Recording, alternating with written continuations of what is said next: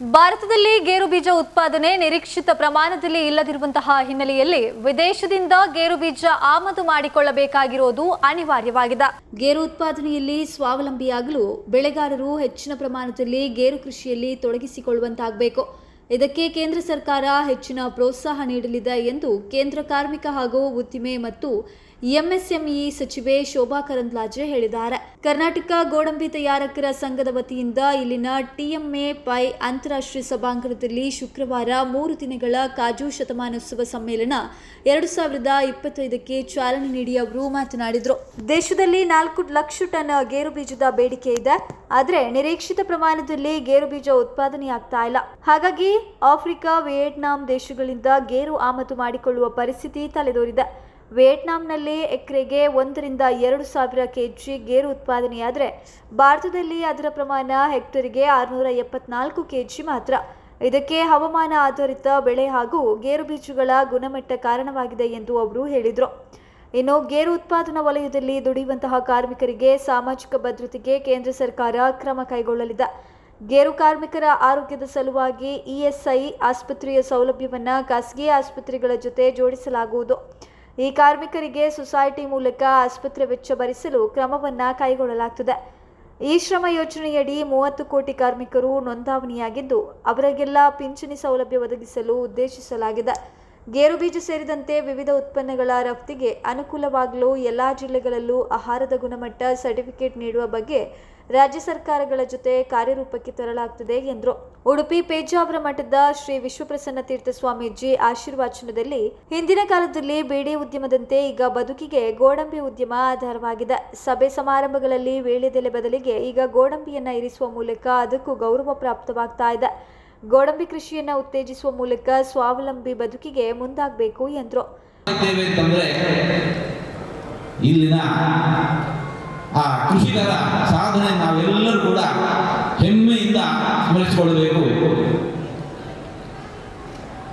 100 ವರ್ಷಗಳ ಈ ಸಾಧನೆ ಸಣ್ಣದ್ದಲ್ಲ. ಒಂದು ಕಾಲಕ್ಕೆ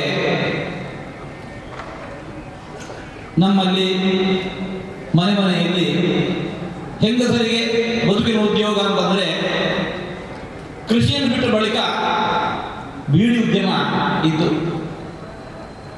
ಆದರೆ ಅದರಿಂದ ಆರೋಗ್ಯಕ್ಕೆ ಹಾನಿಕರ ಅಂತ ಲೇಬಲ್ ಹಾಕಿರ್ತೇವೆ.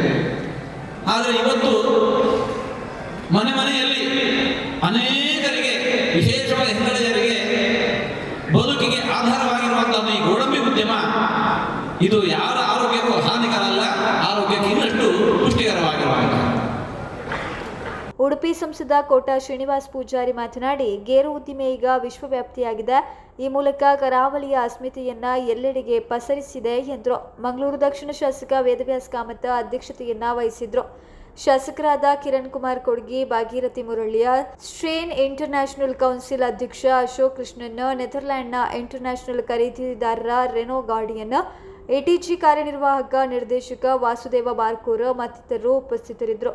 ಕರ್ನಾಟಕ ಗೋಡಂಬಿ ತಯಾರಕರ ಸಂಘದ ಅಧ್ಯಕ್ಷ ಎಕೆ ರಾವ್ ಸ್ವಾಗತಿಸಿದ್ರು. ಕಾಜು ಶತಮಾನೋತ್ಸವ ಸಮ್ಮೇಳನ ಸಮಿತಿ ಸಂಚಾಲಕ ಕಲ್ಬಾವಿ ಪ್ರಕಾಶ್ ರಾವ್ ಪ್ರಾಸ್ತಾವಿಕವಾಗಿ ಮಾತನಾಡಿದರು. ಸಮ್ಮೇಳನದ ಅಂಗವಾಗಿ ಗೋಡಂಬಿಯ ವಿವಿಧ ಉತ್ಪನ್ನಗಳ ಪ್ರದರ್ಶನ, ಮಾರಾಟ ಹಮ್ಮಿಕೊಳ್ಳಲಾಗಿದೆ.